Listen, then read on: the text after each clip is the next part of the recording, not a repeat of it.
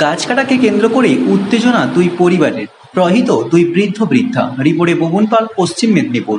গাছ কাটাকে কেন্দ্র করে দুই পরিবারের মধ্যে তুমুল উত্তেজনা দুই পরিবারের মধ্যে। ভাইপোর হাতে আক্রান্ত হয়ে গুরুতরভাবে জখম অবস্থায় ভর্তি বৃদ্ধ দম্পতি। ঘটনা পশ্চিম মেদিনীপুর জেলার চন্দ্রকোনা 1 নম্বর ব্লকের মানিককুণ্ডু এলাকায়।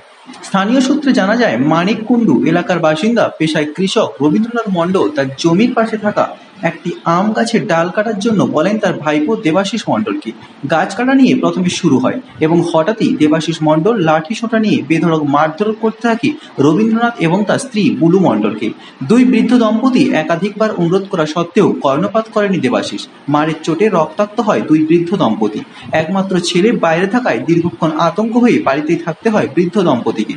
পরে তাদের প্রথমে ক্ষীরপাই গ্রামীণ হাসপাতালে ভর্তি করানো হয় এবং সেখান থেকে স্থানান্তরিত করা হয় মহকুমা হাসপাতালে। গতকাল রাতে স্থানীয় পুলিশ স্টেশনে এই বিষয়ে একটি অভিযোগ দায়ের করা হয় পরিবারের পক্ষ থেকে।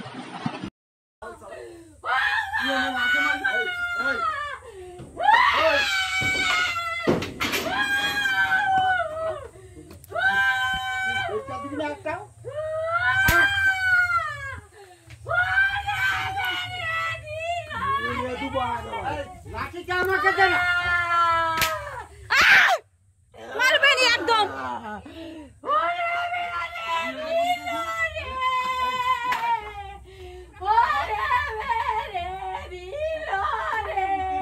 বাবা শোনো, ওখান থেকে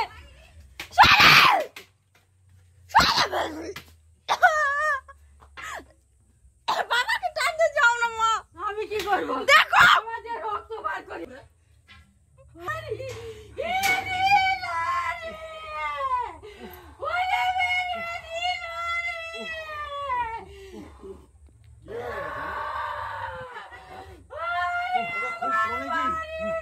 বলা হয়নি বলে তোর গালাগালি একবার হয়ে গেছে না।